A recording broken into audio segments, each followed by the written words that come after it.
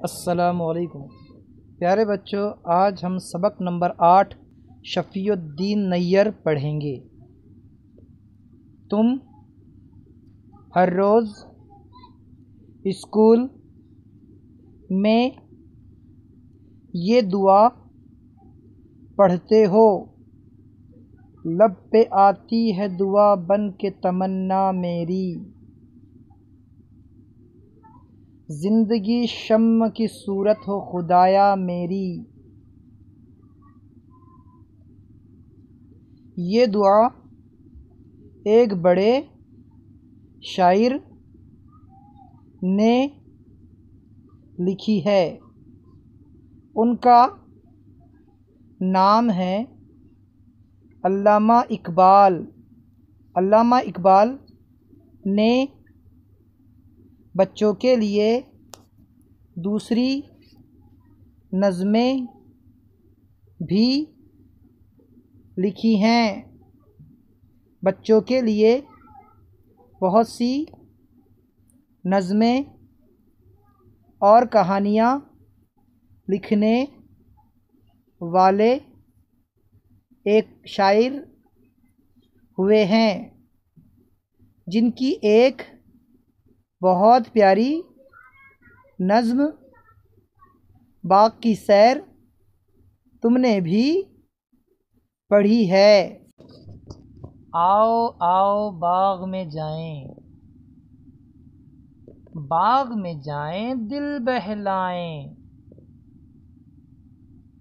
इस नज़्म को लिखने वाले शायर का नाम है शफ़ीउद्दीन नैयर। हम तुम्हें उनकी ज़िंदगी के हालात सुनाते हैं। उनका पूरा नाम मोहम्मद शफ़ीउद्दीन और उनके वालिद का नाम मोहम्मद हकीमुद्दीन था। नैयर उनका तखल्लुस है।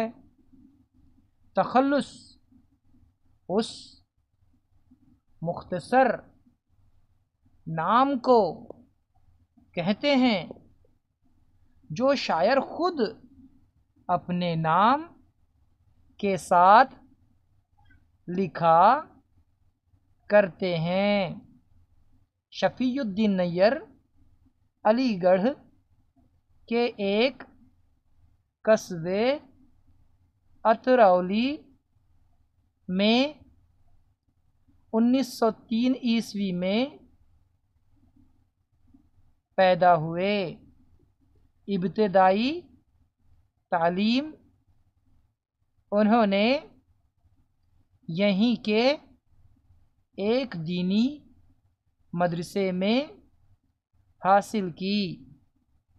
वो 7 ही बरस के थे कि उनके वालिद का इंतकाल हो गया।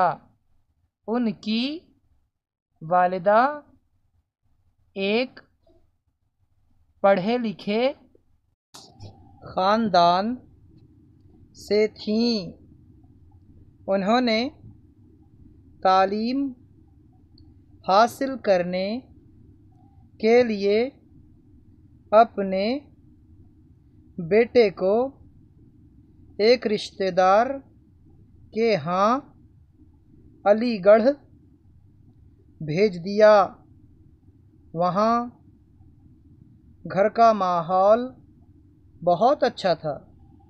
अलीगढ़ में रहकर नैयर साहब में तालीम हासिल करने की उमंग और शायरी का शौक़ पैदा हुआ।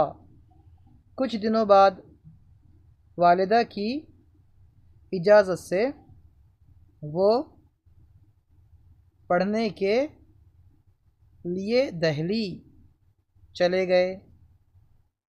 वो कहते थे कि उस वक्त मेरे पास सिर्फ 5 पैसे और एक जोड़ा कपड़ा था।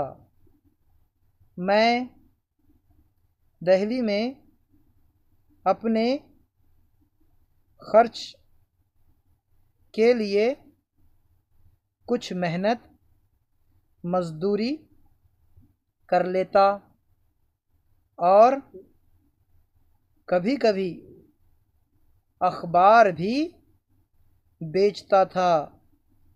दिल्ली में रहकर नैयर साहब ने किताबत भी सीखी।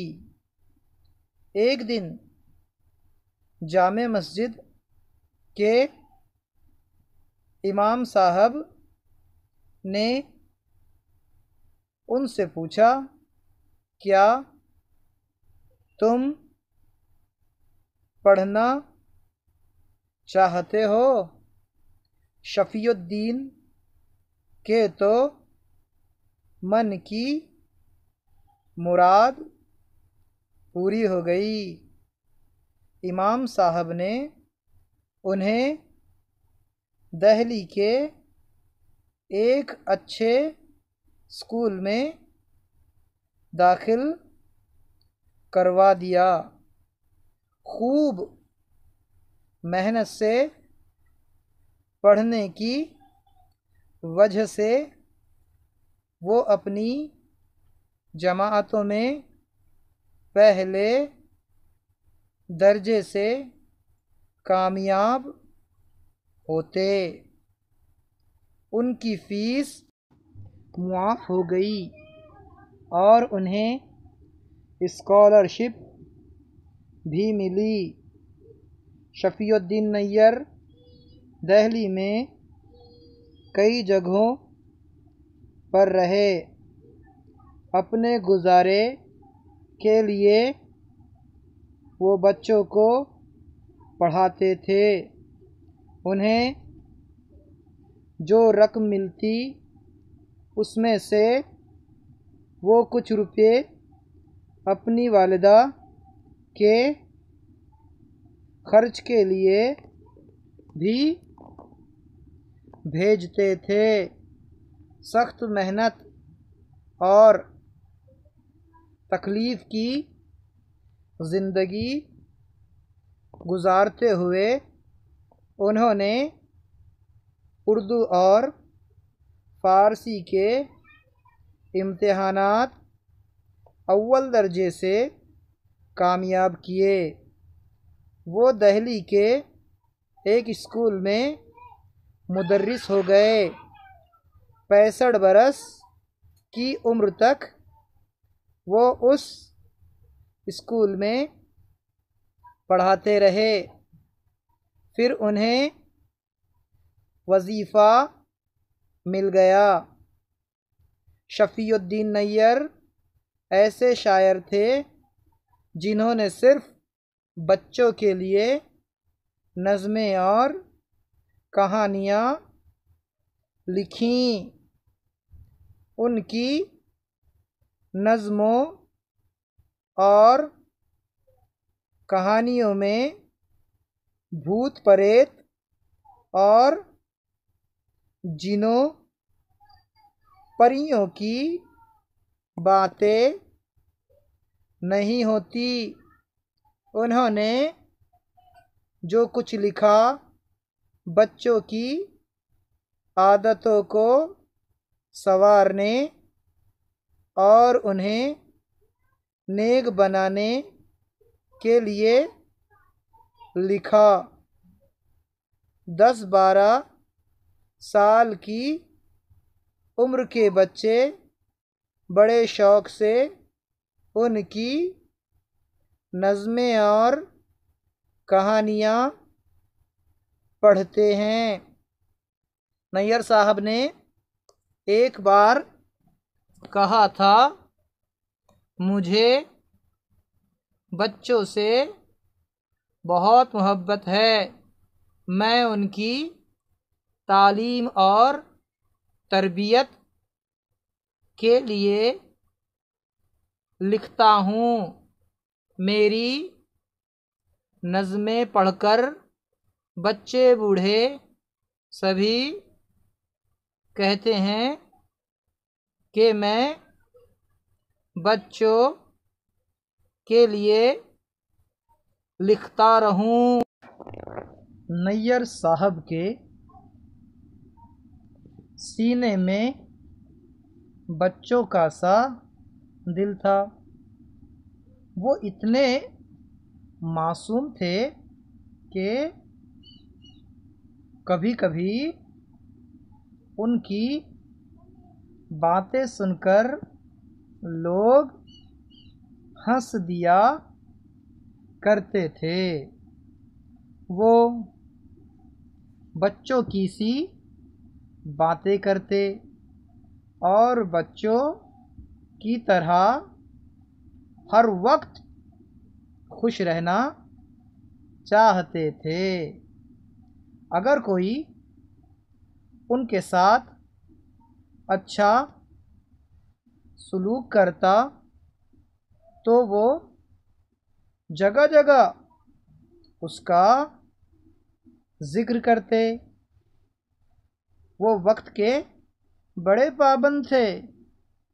एक बार उन्हें एक जलसे की सदारत के लिए जाना था।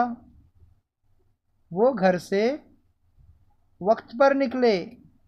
रास्ते में एक साहब मिल गए और उनसे बातें करने लगे।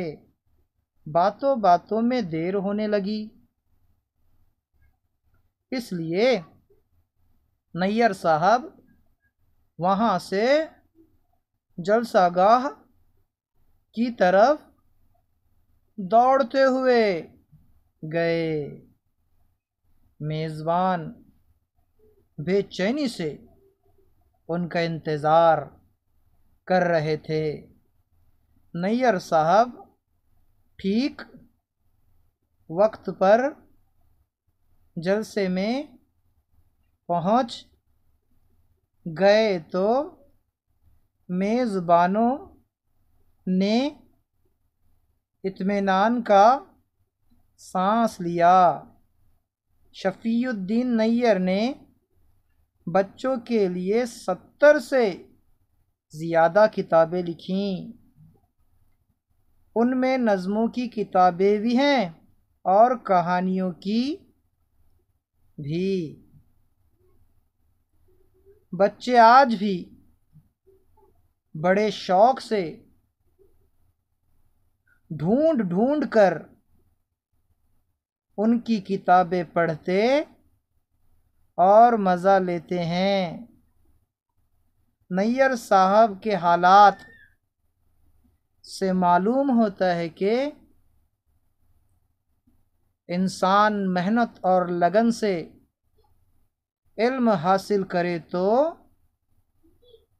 एक अच्छा और कामयाब इंसान बन सकता है।